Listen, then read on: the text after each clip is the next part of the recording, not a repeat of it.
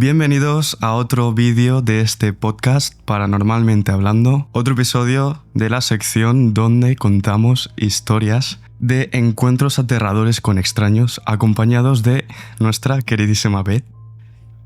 Yeah. Hoy traemos más historias súper aterradoras que ha compartido gente en Reddit. Antes de empezar, suscribiros a este canal si no lo estáis, dejad un me gusta y empiezo con la primera historia. Bueno, antes de empezar, para el que no lo sepa, porque a lo mejor algunas personas no lo habéis visto, he empezado una nueva sección en el podcast donde cuento historias como aquí, aunque un poco diferentes, en primera persona y bueno, simplemente era avisar que si alguno no lo había visto, pues pasaros por ahí y esperemos que os guste. Que por lo que hemos visto hay mucha gente que le ha gustado. Así que bueno, dicho esto, empecemos con la primera historia. Que tiene como título Casi fuimos secuestrados en Miami por culpa de Instagram. Esto lo cuenta un chico al que llamaremos Oliver. Cuenta que su mejor amiga es una influencer. No muy importante, pero con una cantidad suficiente de seguidores como para recibir cosas gratis, y ha llegado a conseguir 2 viajes patrocinados incluso. Todavía trabaja a tiempo completo, pero hace lo de Instagram como actividad secundaria, principalmente por los beneficios que le ofrece, aunque no le da lo suficiente para vivir de ello. Esto pasó en su primer viaje. Un pequeño hotel boutique de Miami la contactó a través de Instagram y le ofreció un viaje con todos los gastos pagados a Miami para el fin de semana, a cambio de que estuviera en el hotel y tomara fotografías e hiciera un par de historias a cambio. También le dijeron que podía traer a una amiga con ella si quería y todo estaría cubierto y pagado. Como era la primera vez que hacían algo así, no estaban muy seguros de cómo funcionaba, y es que dudaron del acuerdo cuando le enviaron un contrato que decía que ella sería responsable de pagar su boleto de avión a Miami y que se le reembolsaría cuando llegara al hotel. Y al parecer esto lo hacían así para evitar que por cualquier cosa, si ella no se presentaba al hotel y no subía las historias como le habían pedido, la empresa ya hubiera pagado el boleto y perdieran ese dinero, y sinceramente esto parecía razonable. Oliver cuenta que su amiga le invitó a él, un chico gay, en lugar de a una amiga porque estaba nerviosa por todo el asunto y no sé, tal vez se sentía más seguro yendo con un chico. Cuando llegó el día, los recogieron y los llevaron al aeropuerto. Cuando llegaron a Los Ángeles, en el aeropuerto había un tipo sosteniendo un cartel con el apellido de su amiga y el papel tenía el logo del hotel. Los recibieron y los escoltaron hasta una camioneta negra, y aquí fue donde la situación se puso rara. Tan pronto como se subieron a la camioneta, el conductor se veía molesto y empezó a hablar. Al principio pensaron que estaba hablando con el tipo que les acompañaba, el del aeropuerto, pero en realidad estaba hablando con su amiga. Tenía un acento muy fuerte y llevaba gafas de sol oscuras, y le empezó a decir a su amiga que no tenía permitido traer a su novio, refiriéndose a Oliver. Y el hombre empezó a decir: habías dicho que erais 2 chicas, 2 chicas. El hotel me dijo 2 chicas, no una chica y un chico, 2 chicas. Parecía que él estaba exigiendo ver dónde estaba la otra chica. Oliver y su amiga se quedaron sin palabras y confundidos. El tipo que los había acompañado desde el aeropuerto hasta el coche también parecía molesto. Se sentó en el asiento del pasajero y empezó a pelearse con el conductor en portugués, no eran estadounidenses. Luego se volvió hacia Oliver y su amiga y preguntó dónde estaba la otra chica. La amiga de Oliver les dijo que ya estaba muy molesta por la situación y que no había otra chica, que ella era la influencer y que Oliver era un amigo que la acompañaba en el viaje. El tipo que estaba sentado en el asiento del copiloto se bajó, arrojó los equipajes de Oliver y su amiga fuera del coche y dijo algo como: esto es una puta mierda. Se subió al coche enfadado y se fueron, y eso fue todo.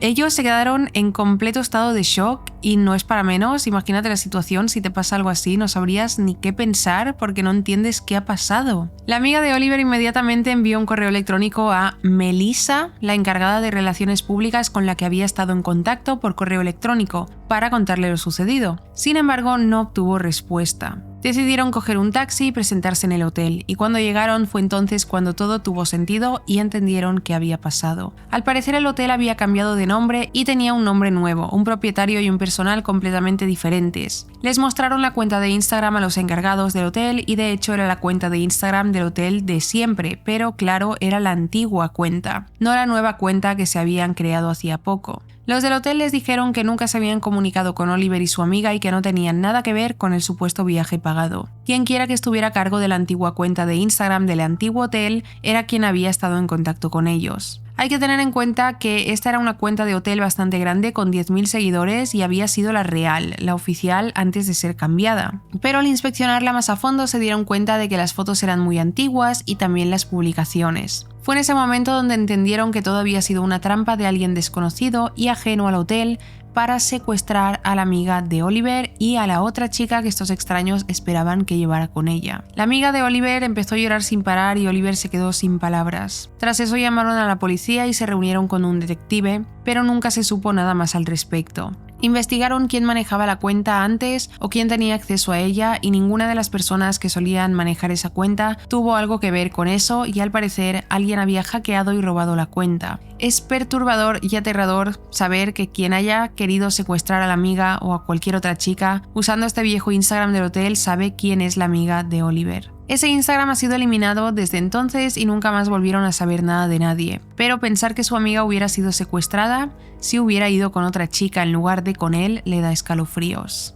Termina este post diciendo: tengan cuidado con el espeluznante hotel en South Beach. No hay que fiarse para nada de este tipo de cosas. Ya hay muchas estafas, ¿no? En redes sociales. Muchísimas. Primero de todo, Instagram está siendo una locura de hackeos. ¿Te has dado cuenta? Sí. No paran de hackear cuentas de Instagram que te hablan personas que sigues. Hola, ¿le clicas a este link y me dices el código? O Bitcoin me ha pagado no sé cuánto. He recibido un pago de $100.000 en PayPal. Es una locura la cantidad de hackeos ahora mismo. Y luego sí, en cuanto a redes sociales, yo, por ejemplo, no he tenido nada parecido a un viaje pagado, ¿sabes?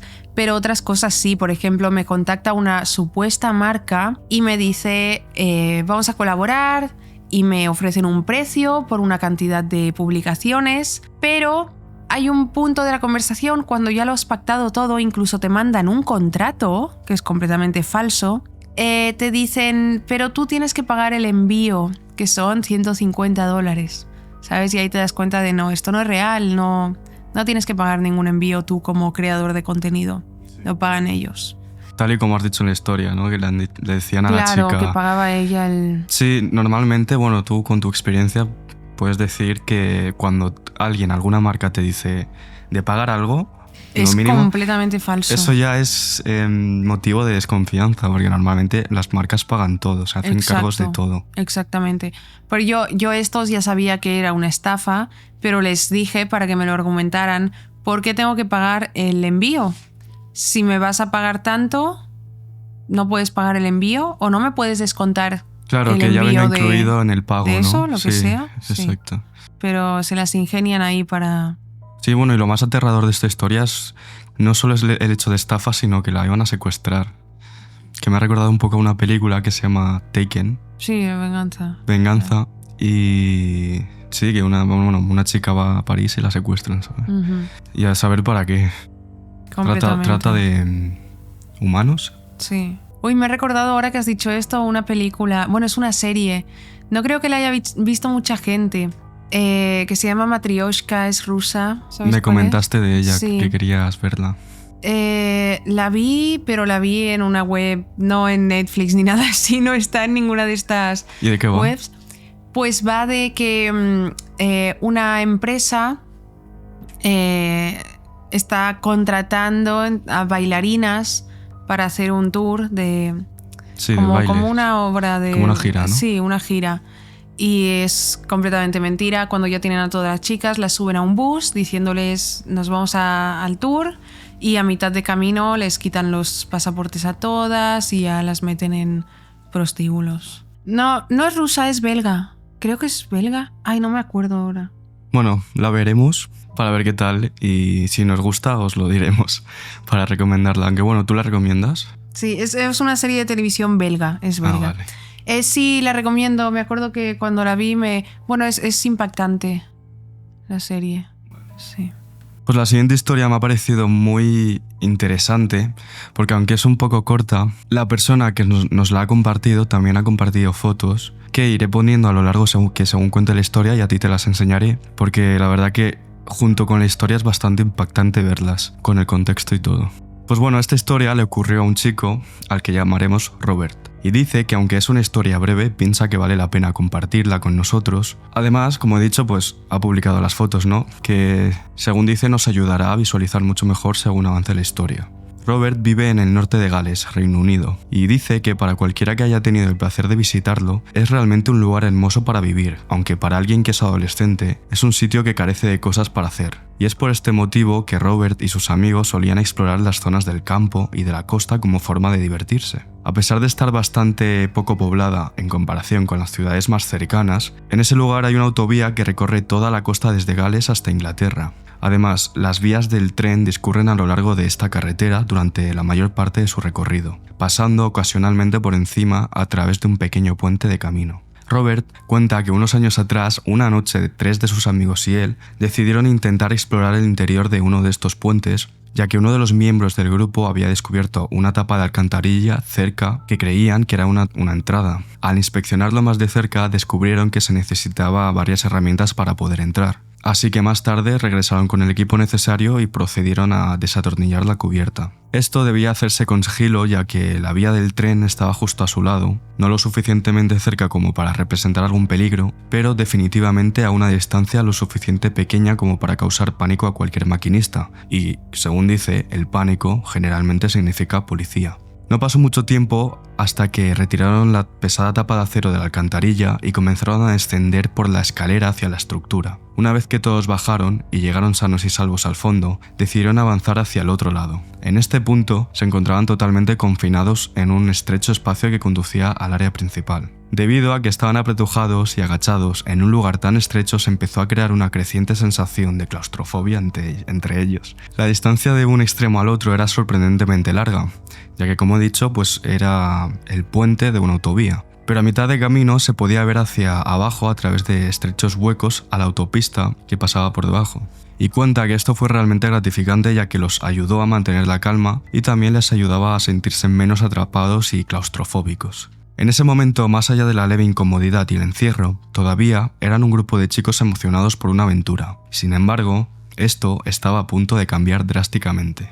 Apenas unos metros más allá de la mitad del camino, uno de ellos afirmó haber visto un objeto a lo lejos en el otro extremo, es decir, al final del largo pasillo, ¿no?, en el que estaban. Por lo que, dubitativos, accedieron a investigar. Grave error. Robert llegó al primero al final, y en el post nos dice: «Déjenme decirles que nunca antes ni después sentí la misma sensación de pavor». Antes de seguir, me gustaría preguntarte, ¿tú qué crees? Tanto a ti como a las personas que nos escuchan, ¿qué crees que se van a encontrar? Pues lo que se me viene a la mente es una rata. ¿Una rata? Sí, porque se me hace extraño que haya una persona si tenía tapa, ¿no? Bueno, me gusta mucho que pienses eso, porque desde luego es algo que no te esperas. Así que bueno, seguimos con la historia. Cuenta que en el lugar había, al final de este camino que he dicho, había una silla plegable colocada junto a una pared. En la pared había una página parcialmente arrancada de un periódico o una revista que mostraba a una mujer completamente desnuda en una posición erótica. La razón por la que no se refiere a eso simplemente como pornográfico es porque había algo diferente en todo esto. No puede precisar el qué, pero parecía más siniestro que sexy. Más adelante entenderemos por qué. Afortunadamente, Robert hizo fotos de todo esto que vio. Iré dejando las fotos en pantalla, pero si quieres mírala tú ahora y dinos lo que ves, lo que vas viendo, descríbenoslo. Vale, primero es como hay este puente que hay un hueco, eso de la izquierda no sé si me parece un colchón, ¿no? Sí, es un colchón. Abajo una manta. Uy, es todo muy raro, ¿no? Sí. Un candado. ¿Y esto qué es? ¿Una lata? Esto parece Sí, es como de pintura roja, ¿no? Ah, sí. O bueno, espero que sea pintura. Sí. Y ahí se ve... Este es el papel, ¿no? La foto. Sí, pero bueno, luego más abajo hay más fotos, más detalladas. Una cuerda. Este bote, que no sé qué será este bote. Con un líquido. Papeles. ¿Esto es como un póster de un oso polar? ¿O una bolsa? Sí, una bolsa, que adentro no entiendo qué contiene. Una cinta de la escena del crimen. O sea, tan solo lo más impactante de todo esto es ir viendo las fotos, con el contexto, ¿sabes? De bajar un puente y de repente ir encontrándote estas cosas que es muy impactante. ¿Qué más ves? Más abajo hay un cuchillo, aquí está el póster. Un cuchillo, sí. ¿Este es el póster? Un póster Un póster... de una mujer, pues como ha dicho, erótico, ¿no? En plan... Sí. 2 pósters más, una de 3 chicos y una de una mujer. Comida, tijeras, un cepillo. Esto no sé qué es, como una palanca. Una vela, otro póster. Aquí está la foto de la silla. Uf, muy mal rollero, todo esto. Totalmente. Como te he dicho, tú imagínate explorar un puente, bajas por una alcantarilla y de repente te encuentras todo esto. Rastros de una persona que ha estado ahí y encima objetos que no son buenos, no son señal de que hacen algo bueno ahí, ¿sabes? Una silla, imágenes eróticas, un cuchillo, tijeras. ¿Qué hace eso ahí, sabes? Sin duda es una situación aterradora. Sí. Entonces, bueno, volviendo a la historia, la escena que acaban de presenciar los dejó completamente sin palabras, como es lógico, al igual que a ti y a mí nos habría dejado, ¿no? Si estuviéramos en su situación. Y los dejó eso con una sensación de pánico que se podía sentir colectivamente, ¿sabes? Entre todos. Sí. Entonces, fue cuando encontraron lo más aterrador y espeluznante, que fue un condón. Un condón horrendo, desgarrador y empapado de sangre por dentro.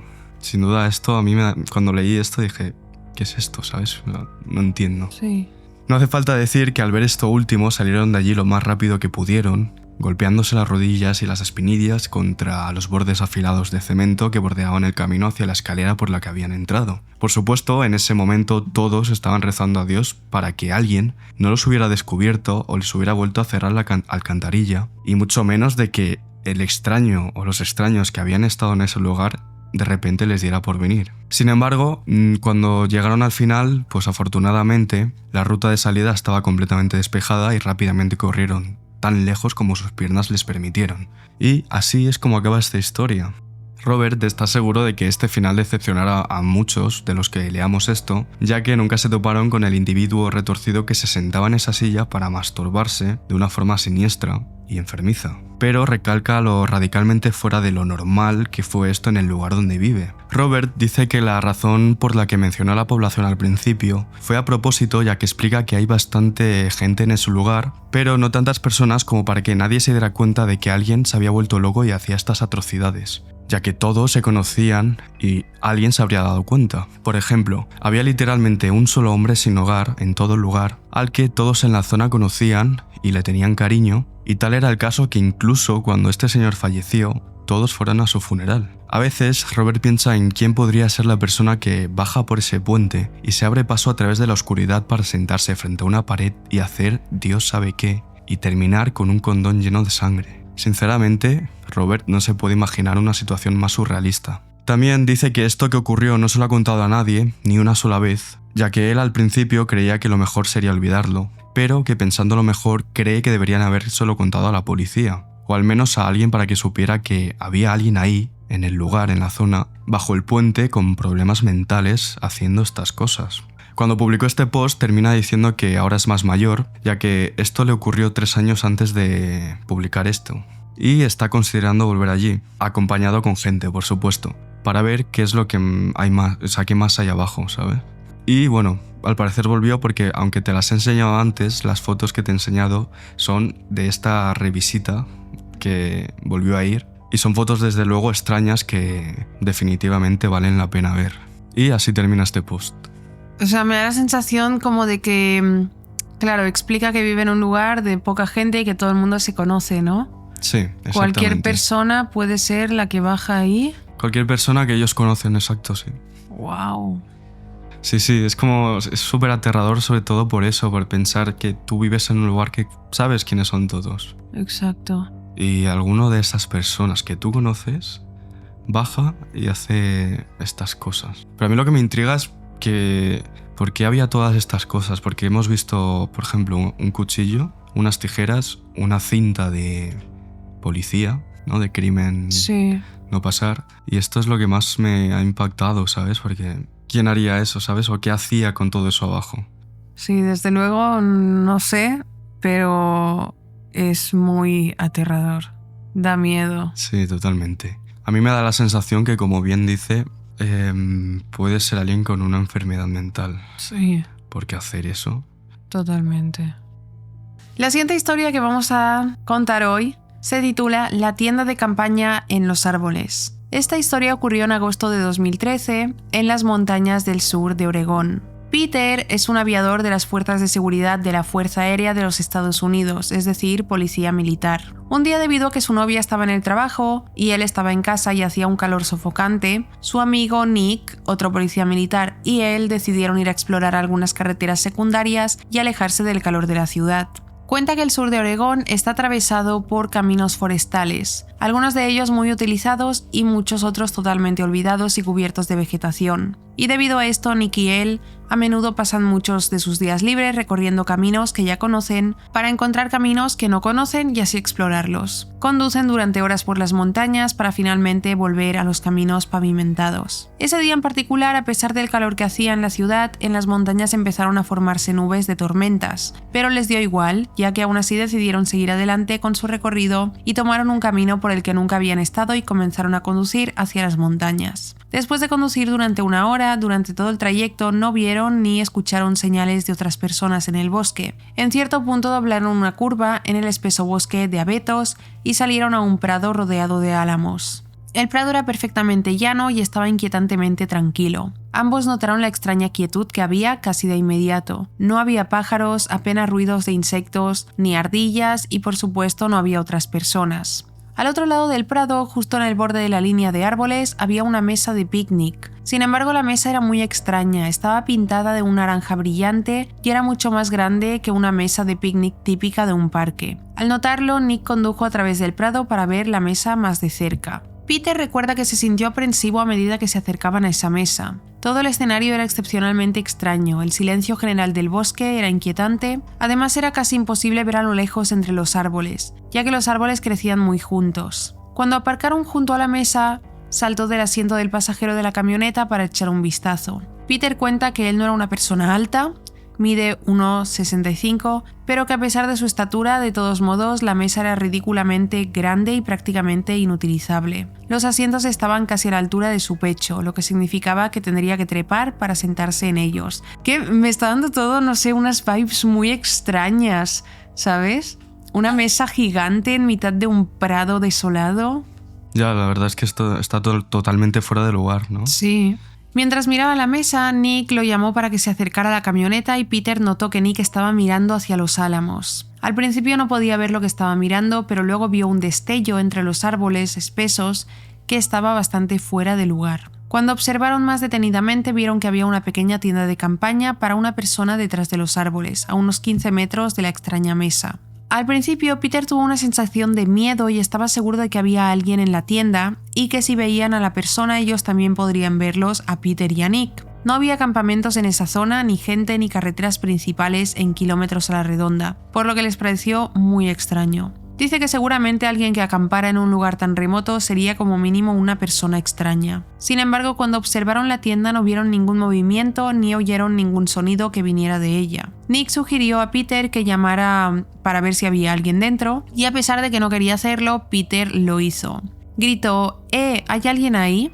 Y no hubo respuesta. Sintiéndose completamente nerviosos, Nick y él pensaron en subirse al coche y abandonar aquella extraña zona. Pero antes de irse empezaron a temerse lo peor. ¿Y si había un cadáver en la tienda? ¿Y si alguien había sido secuestrado? Admite que fue un pensamiento algo estúpido, pero que no pudieron evitar pensar. Después de un rato de debate, llegaron al acuerdo de que Nick diera la vuelta con la camioneta para alejarse del campamento y estar preparado justo en la salida, esperando a Peter con el coche encendido por si necesitaban salir a toda prisa, mientras él investigaba la tienda de campaña. Con el corazón palpitando con fuerza, Peter comenzó a caminar entre los árboles hacia la tienda. Estaba totalmente nervioso y con los sentidos en alerta máxima. Cuando llegó al campamento, varias cosas le parecieron extrañas. Había mochilas esparcidas por todas partes, no se había hecho ninguna fogata ni se había recogido leña. lo que indicaba que nadie había pasado una noche ahí. Pero entonces, ¿por qué la tienda estaba literalmente llena de mochilas y ropa de mujer? Lleno de miedo, Peter se dio la vuelta para irse a contárselo a Nick, lo que había visto, y mientras se iba de repente escuchó que Nick empezó a gritar «¡Vamos, larguémonos de aquí!». Sin saber por qué gritaba, corrió hacia la camioneta y cuando salió de entre los árboles vio un viejo Ford Taurus destartalado en la carretera, impidiéndoles salir del prado. Inmediatamente Peter saltó al asiento del pasajero y Nick pisó a fondo el acelerador. El coche estaba ocupado por 2 hombres y había una tercera persona recostada contra la ventana de atrás. Mientras cruzaban el prado, el conductor intentó bloquearles el paso a la carretera, pero Nick los esquivó y aceleró por donde habían venido. Peter miró hacia atrás y vio que el coche intentaba dar la vuelta en la carretera estrecha. Nick empezó a conducir como un loco y aunque sinceramente a Peter le aterrorizaba la idea de que los extraños los alcanzaran, afortunadamente llegaron a la autopista sin volver a ver el coche. Todavía no sabe si la persona que iba atrás, apoyada sobre la ventana, era un hombre o una mujer. Llamaron a la policía estatal y prometieron enviar un policía para que inspeccionara el lugar. Sin embargo, al día siguiente recibió una llamada de un policía que le dijo que el campamento, las mochilas y la ropa de mujer habían desaparecido, aunque sí notó que había estado gente en la zona, aparte de Peter y Nick. También la extraña mesa seguía estando junto al espeso bosque de álamos y no se la habían llevado. Peter no ha vuelto a la zona y dice que no tiene intención de hacerlo. Y así termina esta historia que me da muchas vibras de asesinos seriales. Mucha sensación de asesinos seriales que coleccionaban la ropa y mochilas de sus víctimas, ¿sabes? Porque mochilas, gente por ahí haciendo senderismo o algo, al ser una zona así de montaña, caminos... Totalmente, hostia, no lo había pensado así, es verdad, claro. Por personas que pasaban por ahí y los mataban. Exacto. Lo que me ha extrañado es lo que ha dicho de... Había una tercera persona en la camioneta, tirada, ¿no? En la camioneta o apoyada en el cristal trasera, del asiento de atrás. Y sí, da toda la sensación de secuestro. ¿Y lo de la mesa tan grande? No lo entiendo. No lo entiendo. Eso sí que da... No sé. Es como que te saca de... No se entiende. No se entiende eso. Sí. Pues sí, no lo había visto así. Seguramente eran asesinos seriales. Tiene pinta. Estilo Wolf Creek, ¿no? No sé qué es eso. Una película que nombraste una vez en uno de tus vídeos. Ay, que vale, era sobre vale. un redneck que asesinaba a un asesino en serie en el campo. Aunque bueno, Vaya me recuerda... memoria. Sí, me recuerda más también a una saga de películas que me gusta mucho que se llama Wrong Turn, creo. Dirección equivocada. Que mola un montón, tenemos que verlas. ¿Sí? Va sobre una familia que vive en el campo igual, rednecks, que... la familia, los padres, los principales, se fueron a vivir justo al lado, no sé si era una central nuclear de radiación o algo así, donde, bueno, fueron a vivir allí y empezaron a tener hijos que les salía deformes. Muy deformes y cada generación era peor, ¿sabes? Y según crecían, estos hijos deformes mataban a la gente, ¿sabes? Wow. No sé, también me ha dado un poco vibes de eso. Ay, creo que ya sé qué peli es. Es una saga. Que van matando por el bosque a los excursionistas. Exacto. Excursionistas, exacto. Sí. Tenemos que verlas y recomiendo que la veáis porque son películas muy slasher interesantes. La siguiente historia se llama Caos en un vuelo transatlántico. Que por cierto, antes de empezar, esto es algo que me dijiste tú el otro día, pero este año están habiendo un montón de accidentes de avión que no paran de caer aviones. Hoy, por ejemplo, me ha salido un vídeo de un avión que estaba aterrizando, no sé si era en Canadá o no sé dónde, que se ha chocado, que por suerte, bueno, solo ha habido heridos, no ha habido muertos, hasta donde yo sé. Y eso, ¿no te parece un poco chocante? Sí. Que no paren de haber accidentes de avión este año. Sí. Es verdad lo que dicen de que salen millones de vuelos al día, ¿no? Sí, y volar es según dicen, es el... Sí, el transporte es más seguro. Pero de repente está siendo muy seguido los accidentes que están habiendo. Sí, y no somos los únicos que lo pensamos porque en el vídeo que he visto antes no para de poner la gente eso. ¿Otro avión que se choca? Sí. ¿O este año qué pasa? No voy a coger ningún vuelo porque no sé. Totalmente. Sí, están sacando ahí teorías conspirativas, ¿sabes? De Trump, luego también del cambio climático, han cambiado los... no sé qué... Bueno, yo no voy a entrar en esto porque no tengo ni idea de los conceptos. Pero sí, están saliendo teorías conspirativas Pero no sé, sí, está siendo muy seguido. O una de dos, también puede ser que sea el mismo número de accidentes y este año se esté visibilizando más también. Bueno, volviendo a la historia, como he dicho, se llama Caos en un vuelo transatlántico. Esto ocurrió hace mucho tiempo, por lo que la línea de tiempo puede estar un poco desfasada y algunos detalles son confusos. Pero la persona que nos cuenta la historia nos dice que va a explicar su historia exactamente como la recuerda. Vamos a llamar al protagonista Albert. A principios de los años 2000, Albert y su familia vivían en Europa, y en diciembre de 2001 decidieron regresar a su casa de toda la vida, que estaba en América Latina, para pasar las vacaciones de Navidad. Su hermano y él, ambos en la escuela secundaria en ese momento, y su padre volaban juntos de París a Miami. El padre de Albert estaba sentado en clase ejecutiva, o sea, en primera clase, mientras que su hermano y él estaban en clase turista, sentados en los dos asientos del medio de la fila del medio. El vuelo fue bastante normal al principio, nada fuera de lo común. Después de unas 4 o 5 horas de vuelo, Albert estaba leyendo un libro, casi quedándose dormido, cuando escuchó a una mujer empezar a repetir la palabra no, una y otra vez. Al principio, en un tono muy bajo, casi inaudible, pero rápidamente se volvió muy fuerte y con tono urgente. Y Albert no entendía qué estaba sucediendo, solo escuchaba que ella estaba gritando «No, no, no» a todo pulmón. Él miró hacia arriba, es decir, por encima del asiento, y vio a una azafata unas filas adelante, a la derecha, encorvada sobre alguien sentado en el asiento de la ventana. Su primer pensamiento fue que un pasajero estaba teniendo un ataque al corazón o algún problema de salud claustrofóbico. Pero sus gritos eran tan inquietantes que no podía ser eso. Algo que le pareció raro fue que hubo un retraso extrañamente largo en las reacciones de la gente, ya que a pesar de los gritos, nadie hizo nada. Cuando la situación fue escalando, Albert entró en pánico por completo y se quedó inmóvil en su asiento. Su hermano, por otro lado, saltó de su asiento, saltó sobre la persona sentada en el asiento del pasillo a su derecha y corrió para ver qué estaba pasando. Llegó al lugar de los gritos en cuestión de segundos y mientras se acercaba, de repente todos los que los rodeaban se pusieron de pie para ver qué estaba pasando y o tratar de ayudar. La mujer seguía gritando y ahora estaba forcejeando con otro pasajero. Este pasajero era muy alto.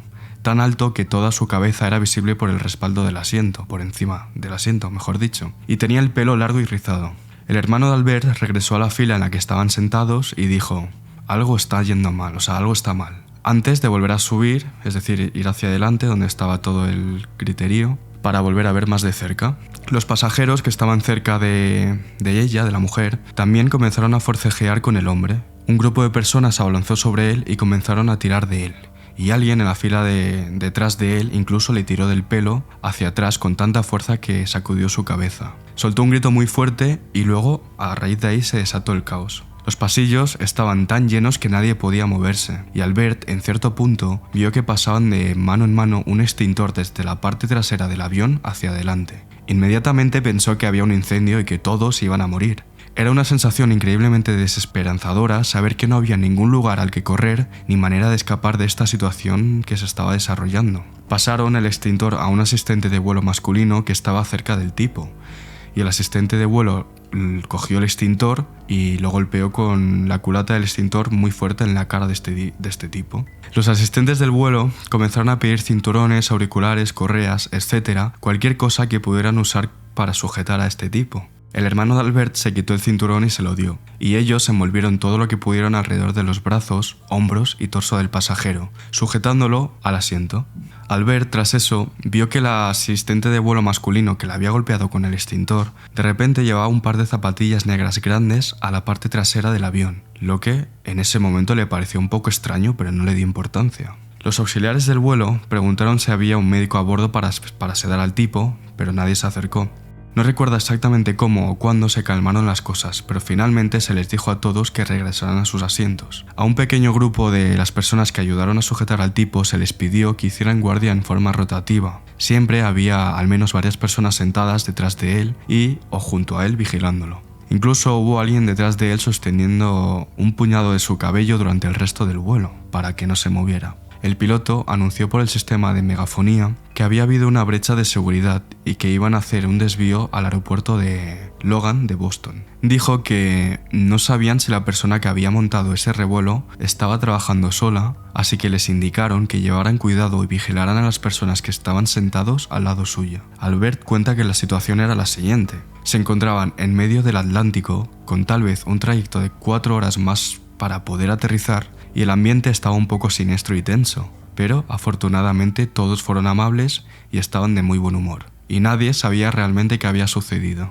Definitivamente el nombre del título de esta historia es completamente acertada porque es un caos todo. Primero una mujer gritando, luego un señor que ataca a la mujer. Luego ve cómo pasan el extintor hacia adelante pensando que había un incendio y que el avión se iba a quemar y todos iban a caer. Y finalmente cuando descubre que no, dicen hay una brecha de seguridad de una persona que está haciendo un atentado, ¿no? Así que, como no sabemos si trabaja solo, vigilar a todos a vuestro alrededor. Sin duda es una situación súper claustrofóbica, sí. y total lo que dice, no puedes escapar de un avión volando. Estás totalmente atrapado.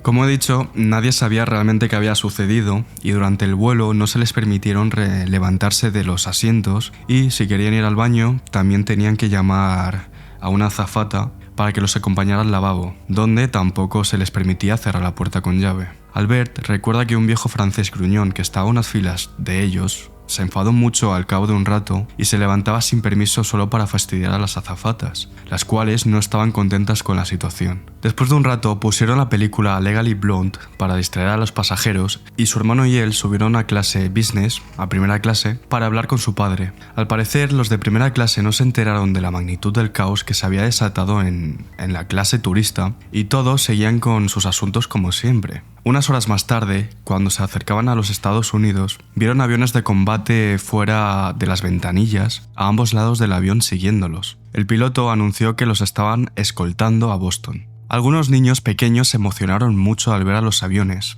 y Albert explica que esta maniobra se trata de una medida de seguridad de último recurso para evitar que los aviones secuestrados repitan ataques al estilo 11 de septiembre. Y se supone que los aviones de combate debían derribarlos en caso de una amenaza importante. Lo que es aterrador, y esto sinceramente entra en un debate moral importante, ya que ¿deberían morir unos inocentes de un avión solo porque unos pocos secuestraran el avión para evitar un atentado aún mayor? Seguro que algunos piensan que sí, que deben derribar al avión, a un avión que es secuestrado, que va a matar a muchas más personas que a las del avión, pero si eres tú el que va dentro del avión, la cosa cambia. Claro. ¿Sabes? Si tú estás dentro de un avión secuestrado, no quieres que 2 cazas te derriben y te exploten. Exactamente. Pero bueno, supongo que esto pues sí es una medida de seguridad, ¿no? Mejor, es más preferible salvar más vidas matando unas pocas que dejar que mueran más. Pero bueno, esto es lo que he dicho, es un debate moral importante. Todo es cuestión de perspectiva, ¿sabes? Si eres tú el que va adentro, seguro que no quieres. Pero bueno, si es al revés, si eres la persona que ve acercándose un avión, prefieres que derriben el avión, ¿no? Es muy difícil, la verdad, esta situación, pero bueno. Volviendo a la historia, cuando llegaron al aeropuerto y aterrizaron, les dijeron que permanecieran sentados. Un equipo SWAT subió a bordo con rifles de asalto y toneladas de chalecos antibalas, y cortaron todas las ataduras del tipo y lo sacaron del avión. Albert cuenta que vio todo con detalle, ya que estaban sentados solo unos pocos asientos detrás de él. Estuvieron estacionados en medio de la pista durante mucho tiempo antes de que les permitieran desembarcar. Recuerda haber visto pedazos del cinturón de su hermano en el asiento del tipo cuando salieron y pensó en llevarse uno como recuerdo, pero tras pensarlo mejor, no lo hizo.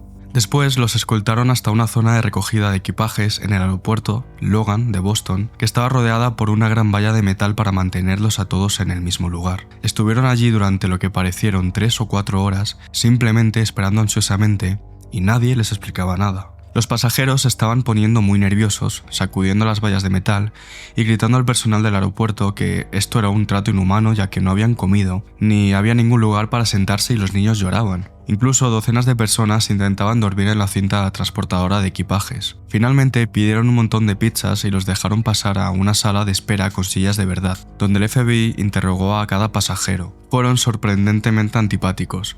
Supongo que estaban tratando de discernir si el tipo tenía algún compañero a bordo, alguien que le ayudaba. Luego los llevaron a sus respectivos equipajes, donde los agentes de seguridad revisaron a mano minuciosamente los zapatos, las maletas y los bolsos de mano de cada pasajero y cachearon a todos. Finalmente les permitieron hacer una llamada telefónica y ellos llamaron a su madre. El resto de la familia estaba completamente histérica. Habían estado viendo las noticias todo el día y sabían que un terrorista extremista islámico había intentado hacer estallar el vuelo con una bomba que había metido a bordo de contrabando en su zapato. Hasta este momento, ellos no tenían ni la menor idea de lo que había sucedido, ya que los mantuvieron completamente a oscuras, mejor dicho, que no les explicaron nada, ¿no? Fue una sensación muy extraña. Hasta ese momento, su hermano, su padre y él se habían mantenido bastante tranquilos considerando las circunstancias, y estaban más molestos por los cambios inesperados en su itinerario de viaje que por la loca experiencia en el avión. Albert dice que no tenían ni idea de lo grave que había sido realmente la brecha de seguridad, y de lo cerca que estuvieron de morir. Después de unas 12 horas, en Boston, los subieron a otro vuelo de regreso a casa. El hermano de Albert cometió el error de conceder algunas entrevistas a la CNN y otras cadenas mientras estaban en Boston. Así que cuando aterrizaron en el país, la prensa los invadió de inmediato y él concedió un montón de entrevistas a pesar de estar exhausto. Cuando llegaron, Albert se alegró de poder sentarse finalmente y relajarse con su familia después del viaje más largo y estresante de su vida. Más tarde se enteraron de que todo el asunto fue cosa del terrorista Richard Reid, quien había intentado en realidad subirse a ese mismo vuelo el día anterior. Fue detenido e interrogado por la seguridad francesa debido a múltiples señales de alerta. Por ejemplo, no llevaba equipaje y él solo había comprado un billete de ida en efectivo, lo que le hizo que perdiera el vuelo. Lo pusieron en el vuelo del día siguiente y lo alojaron en un hotel bastante alejado del aeropuerto, ya que todo lo que había cerca estaba reservado. Al parecer, él llevaba unas bombas en los zapatos que planeaba explotar en el vuelo, pero afortunadamente al día siguiente llovió, y mientras caminaba desde el hotel hasta el aeropuerto, se le mojaron los zapatos. Y fue justamente esta la razón por la que tuvo problemas para encender la mecha de la bomba en su zapato. En el avión esperó a que el pasajero que estaba a su lado fuera al baño y luego intentó encender su zapato con cerillas. Y fue entonces cuando la azafata del vuelo que le había estado atendiendo olió las cerillas y empezó a caminar de un lado a otro del pasillo buscando a un pasajero, la cual ella supuso que estaba intentando fumar un cigarrillo. Pero no. Fue entonces cuando lo vio con el zapato en su regazo e inmediatamente intentó quitárselo porque se dio cuenta de que era una bomba. Y fue en ese momento cuando empezaron a luchar con él y se montó todo este bullicio, ¿no? en el vuelo que nos ha contado Albert. Richard Reid ahora está cumpliendo 3 cadenas perpetuas en prisión. Albert termina este post diciendo: nuestro vuelo casi fue destruido por el terrorista del zapato. Afortunadamente, ahora se está pudriendo en la cárcel. Y aquí nos deja una nota que a mí me ha parecido un poco graciosa, que nos dice: siempre viajen en clase ejecutiva cuando puedan. Porque no te enteras de nada, ¿no? No te enteras de nada, exacto. Pero bueno. Y esta historia es muy impactante. Efectivamente, Richard Reid, lo estuve buscando por internet, es un terrorista. De eso se hizo famoso, salió en las noticias por este caso, ¿sabes? Y pues me ha gustado bastante contarlo desde la perspectiva de una víctima, ¿no? Porque siempre conocemos los casos desde la perspectiva normalmente del asesino, noticias, de tal, o de noticias, pero nunca de una persona que lo vive. Y sí, la verdad que coger un vuelo y vivir una situación así es de lo más escalofriante, estresante, aterradora. Demasiado, o sea, me ha dado ansiedad esta historia. Exacto, porque nada, lo único que te queda es morir si las cosas salen mal. No puedes escapar. La verdad es que esta historia es demasiado, ¿sabes? Demasiado. Más pensar que es real, porque muchas veces las historias de Reddit, mucha gente dice, se nota que la historia tal es falsa, tal, pero cuando tenemos una historia en la que algo real, ¿sabes? Cuadra más que pueda ser de verdad la persona que te lo está explicando.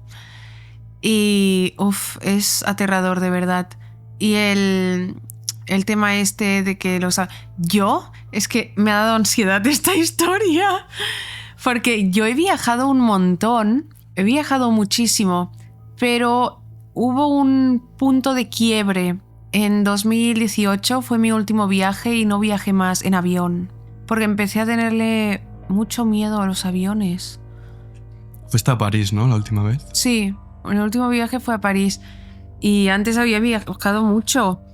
Y yo nunca he estado del todo tranquila en un avión, ¿sabes?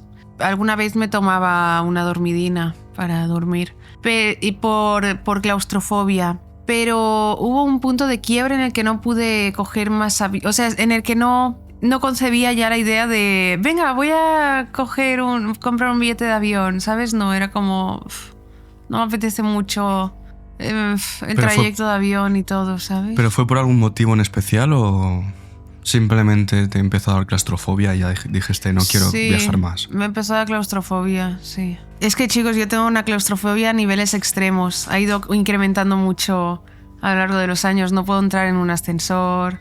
Lo confirmo. Sí. No puedo entrar en un ascensor y a veces he subido 12 pisos porque no puedo ni entrar en un ascensor. Mis niveles de claustrofobia están en su punto máximo. Entonces la idea de coger un avión también me viene toda la claustrofobia, ¿sabes? De necesito salir de un lugar cuando yo quiera, ¿sabes? Y encima cuando muchísima gente tiene miedo a volar, ¿sabes? Porque es muy normal esta sensación que sientes en un avión. Porque está todo el tema de que si pasa algo es una catástrofe, ¿sabes? Claro. Luego, el coche es mucho más peligroso, eso también, ¿sabes? O sea, hay que hacer un poco de... Si miramos estadísticas, se te pasa el miedo. Pero es verdad que cuando caen algunos aviones, claro, es tan catastrófico todo que no sé, que hay gente que puede llegar a tener pánico, ¿sabes? De coger un avión.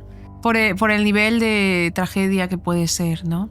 A mí me da la sensación de que la próxima vez que viajemos en avión tendríamos que darte alguna pastilla para dormir. Sí. Porque si no va a ser muy difícil, ¿no? Y vas a estar muy nerviosa. Bueno, sí. Igual ni quieres entrar directamente. Sí, completamente. Porque sí, hay veces que no quieres ni entrar ni en ascensores, ¿sabes? No quiero nunca entrar en ascensores. Bueno, nunca, exacto. A veces me he tenido que salir del metro con casi un ataque de pánico. Es la sensación de sentirme atrapada, ¿sabes? La primera vez que experimenté claustrofobia fue en un cine, que es amplio, ¿sabes? Es grande. Pero yo empecé a sudar y sentía que se me iban a comer las paredes y me fui. Me levanté y le dije... Fui con los compañeros de clase, que no sé si alguien lo estará viendo, pero si alguien ve este episodio de mis compañeros de universidad, sabrá que yo ese día mentí. Porque no sabía cómo explicarle a la gente lo que estaba sintiendo, ¿sabes? Pero fuimos... Y claro, además los acababa de conocer. Eran las primeras semanas de clase de universidad. Fuimos al cine y yo empecé a sentir claustrofobia y empecé a sudar, empecé a sentir mareo y a pensar, tengo que salir de aquí, tengo que salir de aquí, tengo que salir de aquí. Y sentía que las paredes se iban a empequeñecer y aplastarme, lo sentía de verdad, ¿sabes?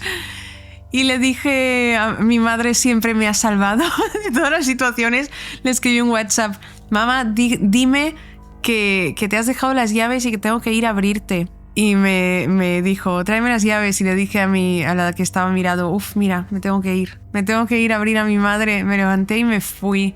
Y, horrible la sensación. Y a partir de ahí siempre he tenido situaciones claustrofóbicas. Bueno, seguimos con la siguiente historia. Sí. Después de esta confesión. Muy interesante, aunque muy aterrador también, porque te limita muchas cosas en la vida, ¿no? Sí, completamente. La siguiente historia se llama Casi tuve que dispararle a alguien en mi primera cita de Tinder. El protagonista de esta historia es un chico llamado Nelson. Él tenía 21 años en el momento que le ocurrió esto. Hacía poco que acababa de hacerse agente de policía y cuenta que justo coincidió con que su novia lo había dejado. Entonces un amigo le sugirió Tinder. Como tenía 21 años y era policía novato, tenía la mentalidad de soy invencible y puedo enfrentarme a cualquiera. En Tinder conoció a una chica muy guapa, tan guapa que pensó que no era de su liga, refiriéndose a que era demasiado guapa o buena para él. El caso es que empezaron a chatear y finalmente concertaron una cita. Ella le dijo que conocía un gran campo abierto para mirar las estrellas y pasar el rato, por lo que decidieron quedar en casa de ella para luego ir a este sitio. Entonces llegó la noche y Nelson estaba emocionado y ella también parecía emocionada cuando la recogió. Ella lo guió hasta el campo y cuenta que era un lugar muy bonito, era un espacio abierto con bosques, ciervos y otros animales salvajes. Cuando estaba en el campo algo llamó la atención de Nelson y es que notó luces muy tenues en la distancia. Se fijó en ellas hasta que distinguió que era una camioneta que conducía en dirección a ellos hasta que se detuvo frente a ellos, de tal forma que les bloquearon el paso. Le dijo a la chica que se quedara en el coche y que iría a ver qué hacían. Nelson tras eso agarró la linterna que tenía en el coche y se acercó. En el asiento del conductor de la furgoneta había un hombre de tamaño considerable. Él le preguntó qué estaba pasando y si podía dar marcha atrás con el coche un poco, a lo que el conductor fue muy amable y le dijo que era el dueño de la propiedad y que no quería asustarlos. El propietario le explicó que había tenido problemas con cazadores furtivos en su propiedad y que solo quería asegurarse de que no hubieran ido al lugar a dispararle a nada. Nelson le aseguró que solo estaban allí para ver algunas estrellas y la vida silvestre. El hombre no tuvo ningún problema con eso y le dijo a Nelson que tuvieran una bonita cita y se fue. Nelson volvió al coche y continuaron su camino, pero algo que le llamó la atención fue que la chica no paraba de enviar mensajes de texto y de estar con el móvil. Aproximadamente una hora después vio unos faros que se acercaban a ellos otra vez, esta vez a un ritmo muy rápido. Nelson y la chica se subieron al coche y lo movió a una posición más defensiva. Era el mismo hombre de antes, que esta vez se acercó lo suficientemente cerca como para casi chocar con su coche. En ese momento la chica que estaba con Nelson saltó del coche y corrió hacia el coche del tipo. Nelson supo inmediatamente que estaba jodido y que acababa de caer en una trampa. Salió y les dio órdenes de que retrocedieran y se tiraran al suelo. Obviamente ninguno de los dos obedeció. Entonces el hombre procedió a atacar a Nelson y lo tiró al suelo. Por suerte pudo ponerlo boca arriba y levantarse. En ese momento vio a su cita, entre comillas, agarrar un tubo de metal de la camioneta. Después le dijo que tenían un arma y que les diera su dinero y su camioneta, y que no le harían daño. Por supuesto, con su mentalidad de ser invencible, dijo que no. Ella empezó a llorar y a decir que no querían hacerle daño. Entonces el hombre empezó a retroceder hacia el coche. En ese momento Nelson les dijo que era policía, sacó su arma oculta y se tiró al suelo. Después de un momento de shock por parte de todos, obedecieron. En ese momento, Nelson pudo llamar al 911, decirles su nombre y número de placa, que tenía a 2 atacantes a punta de pistola y que necesitaba refuerzos de inmediato. También le dio a su despachador las mejores instrucciones que pudo para que llegaran a ese campo con facilidad, pero mientras hablaba por teléfono, ambos atacantes huyeron. De nuevo, con la mentalidad de un joven policía novato, los persiguió. Salió corriendo detrás del hombre, que corrió hacia el bosque que rodeaba el campo. Lo persiguió durante unos 30 segundos hasta que de repente escuchó 3 fuertes estallidos y vio el fogonazo del cañón del arma. En ese momento su mentalidad invencible se derrumbó. Corrió como un loco hacia su coche, entró y salió corriendo de ese campo. Volvió a la zona donde recogió a la chica, llamó de nuevo a la central y pidió a los agentes que vinieran al lugar. Los primeros oficiales que aparecieron fueron su sargento y su oficial de entrenamiento de campo. Sin embargo, no fueron nada comprensivos con Nelson y le restaron importancia a la situación. Pensaron que se lo había inventado o había exagerado y movilizado refuerzos para nada. Las palabras que más usaron ambos fueron idiota y jodido novato estúpido. Tras eso se subió al coche y se dirigió al campo. Por suerte la furgoneta seguía ahí. Sus superiores le dijeron que se quedara en el coche callado y que solo saliera si empezaban a dispararles. Despejaron la zona y empezaron a buscar en la furgoneta. En el vehículo encontraron metanfetaminas justo en la consola central y registraron el coche. Lo que más asustó a Nelson fue cuando su oficial de entrenamiento de campo y su sargento regresaron al coche patrulla. Le dejaron salir y le dijeron que fuera a mirar en la parte trasera de la camioneta. Ambos estaban pálidos y parecían horrorizados. Él fue a la parte trasera de la camioneta donde había varios cuchillos, cinta adhesiva, líquido para encendedores, una cantidad decente de munición de rifle, esposas y lo que parecía ser sangre seca. En el asiento delantero del lado del pasajero encontraron un rifle estilo AR-15 y 2 pistolas más. Tras eso llamaron a más refuerzos de inmediato y a los detectives. Cuando investigaron la sangre resultó que no era sangre. Al parecer la furgoneta había sido denunciada como robada. Todavía a Nelson le molesta todo el encuentro, pero por suerte nadie salió herido. Y dice que nunca más volverá a usar las citas en línea. Jamás. Qué aterrador esto de que alguien sea un gancho para que tú vayas a un lugar y te mate. Sí, completamente. O te ataquen o lo que sea. Muy fuerte y sobre todo lo hacen bien, ¿sabes? Porque lo hacen con chicas que parece que buscan una cita. Sí, total. Yo supe de un caso que... Bueno, no voy a dar detalles porque es bastante fuerte. Y pasó cerca, en un lugar donde yo estuve, ¿no? Algo parecido a este. Y de verdad, esto fue real, ¿sabes? Porque incluso fue noticia y tal. Pero resulta que había una pareja, el chico era boxeador y la chica, tenía novia, ¿no? Una chica, su novia. Y al parecer la novia tenía un ex que... le estaba poniendo los cuernos con su ex, ¿no? Le estaba engañando, mejor dicho. Y este ex era un tipo, pues que estaba en malos caminos, ¿no? No sé si era no traficante, pero delincuente, ¿sabes? Y que estaba metido como en una banda, ¿no? Algo extraño. Y claro, y la chica estaba como entre media, ¿no? Jugando a dos bandas. Estaba con el boxeador, que incluso estaba a punto de llegar a peleas importantes, y estaba con el otro, con el ex. Pero como el ex era una persona muy mala, ¿no? Bueno, no el ex tanto, porque la cosa fue de la chica. Le dijo, si me quieres de verdad, demuéstramelo, ¿sabes? Y ella le dijo, te lo voy a demostrar. ¿Y sabes lo que hizo? Hizo que su novio, el boxeador, fuera a un lugar oscuro de noche, donde le estaba esperando el ex con otros hombres para que lo mataran.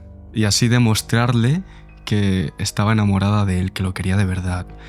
Y efectivamente el chico perdió la vida por asesinato, ¿sabes? Y fue muy fuerte esto cuando me enteré, dije, wow. Y fue una pena porque el chico era súper de estas personas, ¿no? Que tú las ves y sabes que van a tener un futuro brillante, ¿sabes? Y más él, siendo boxeador, literalmente estaba a punto de tener una pelea súper importante. Y por nada, ¿sabes? Por la tontería de una mujer, al final fue ella la que le tendió la trampa, ¿sabes? Claro. Como para demostrar a su ex, que era una malísima persona, que lo quería, ¿sabes? Es que no entiendo estas situaciones, porque es como, ¿por qué le destrozas la vida a una persona? Por nada, ¿sabes? Que no sé. Es una historia muy impactante y me ha recordado un poco a esta historia, que muchas veces atraen a personas para robarles o incluso matarles. Uh-huh.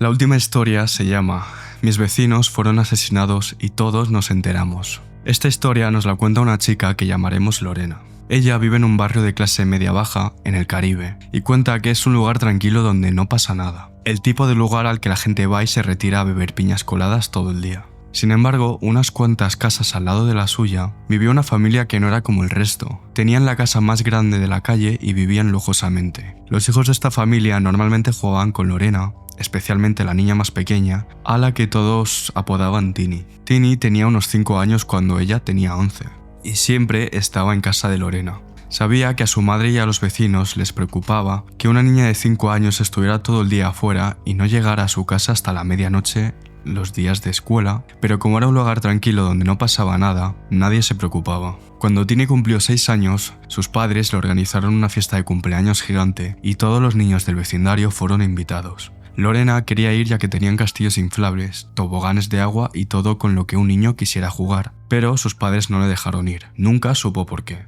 Ella supuso que era porque su madre no tenía confianza con la otra familia y recuerda que se sintió muy triste porque todos los niños del vecindario estarían allí y ella, Lorena, estaría jugando sola en su casa. Después del cumpleaños, las cosas volvieron a la normalidad y un día estaban todos jugando y hablando de lo que hacían sus padres para trabajar. O sea, a qué se dedicaban. Le preguntaron a Tini y a sus hermanos, pero ninguno sabía a qué se dedicaban sus padres.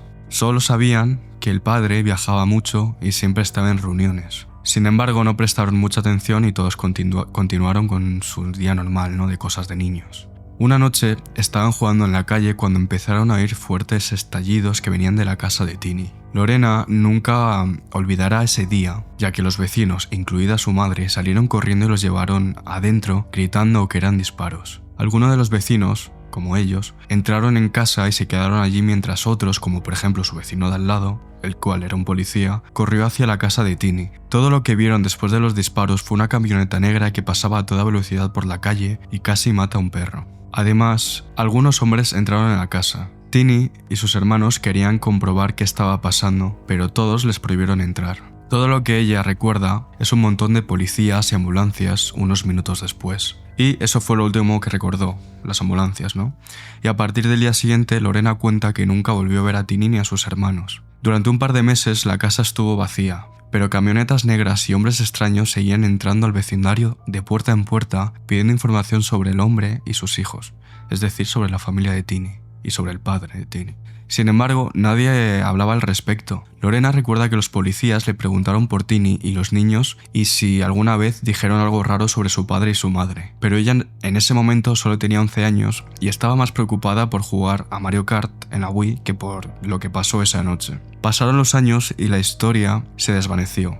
Ahora que ella es mayor, preguntó a su vecino, el cual era policía, qué había pasado esa noche, ya que había rumores de que el tipo había muerto, el padre de la familia, ¿no? El policía le contó que esa noche Al padre le vaciaron una pistola en el cráneo y que su mujer resultó gravemente herida, aunque afortunadamente sobrevivió, porque era un capo de la droga que iba a hacer un trato con la policía para denunciar a sus bandas rivales y a otras personas en la misma policía. Los hombres de la furgoneta que iban de puerta en puerta querían saber dónde estaban sus hijos y su mujer para hacerles callar, que ya sabemos a qué se refiere. En cuanto a los niños, su hijo mayor fue encontrado sin vida a pocas horas de distancia en un pueblo vecino en un coche incendiado. Sus otros hijos viven ahora en otros países bajo programas de protección de testigos y Lorena solo espera que donde sea que esté Tini esté bien y que su familia haya recibido la ayuda que necesitaba. Tiempo después, Lorena actualizó diciendo lo siguiente: encontré el único enlace de las noticias y le pregunté a mi vecino al respecto para que me diera más detalles al respecto. La esposa recibió un disparo en la pierna derecha y perdió mucha sangre, pero en general estaba bien. Esta fue la primera noticia importante sobre mi ciudad, además de la masacre de Camuy, en los años 70, cuando una mujer prominente fue asesinada junto con su hija adulta por el esposo de la hija. Además, recibieron actualización sobre Tini. Está bien, no sé en qué país está, pero para las veces que llamó a los vecinos en los últimos años, ha estado bien y tiene un hijo. Y así termina esta impactante historia. Muy impactante. Uf, la verdad es que las historias de hoy me parecen, no sé, podrían ser tramas de películas, ¿sabes? Muy fuertes. Sí, la verdad que todas son... es verdad, todas podrían sacarse un guión bueno. No, sin duda lo que dicen de la realidad sobre la ficción. 100%. ¿Sabéis cuando, no sé... Sí, cuando hay una historia muy fuerte, la gente no se la cree. Sin embargo, las películas y las series se inspiran en hechos reales, ¿eh? ¿De no, verdad? realmente, claro, ¿de dónde van a salir las cosas? De lo que pasa en la vida real, ¿no? Bueno, no todo, porque claro, no Superman todos. No existe, ¿no? Sí, pero sí. Hay muchas películas basadas o inspiradas en hechos reales, ¿sabes? Porque la realidad supera la ficción. Exacto. Y bueno, hasta aquí el vídeo de hoy. Esperamos que os haya gustado y dejar en comentario qué os ha parecido las historias, cuál os ha gustado más, qué opináis al respecto. También podéis enviarnos vuestras historias al correo que dejaremos por pantalla, porque ya pronto vamos a hacer un vídeo con vuestras historias, que ya hemos recibido unas cuantas, pero nos gustaría recibir algunas más para que sea un vídeo largo. Por cierto, antes de terminar, como he dicho al principio, he hecho una nueva sección y he pensado que me gustaría bastante hacer casos, aparte de las historias que leo, me gustaría hacer casos paranormales en estilo los Warren, aunque bueno, los Warren ya son...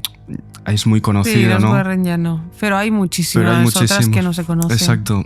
Y quería pediros si podríais dejarme en comentarios qué casos os gustaría que trajéramos al canal, que lo haría en vídeo aparte, que las historias me parecen muy interesantes, pero bueno, supongo que algunos también querréis casos y historias más, vídeos más centrados en historias paranormales y casos sin resolver y sobre todo paranormales. Bueno, si no estáis suscritos en este canal, suscribiros, que hay más visitas que suscriptores. Así que las personas que no estáis suscritas, suscribiros, así ayudáis a que este canal continúe su marcha. No olvidéis dejar un me gusta en este vídeo y nos vemos en un próximo episodio de... Paranormalmente hablando.